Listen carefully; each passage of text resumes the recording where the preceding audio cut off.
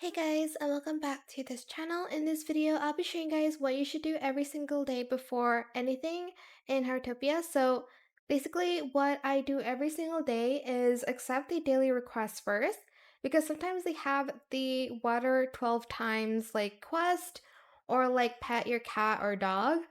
So I'm just going to do that before I like water all my plants and all my flowers.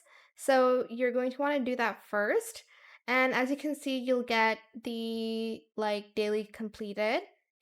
And I like doing that first because sometimes like I would just like water first and like feed my pets and pet my pets first. Pet my pets. Pet like my cats and dogs first before anything.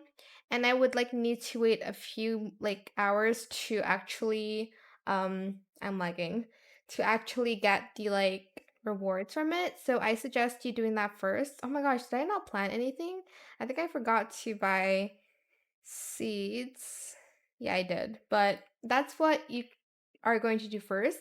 Then what I like to do after that is I would plant my fruits, my vegetables, and I would just interact with my pets, and then I continue with the rest of the like daily task. So yeah, that is it.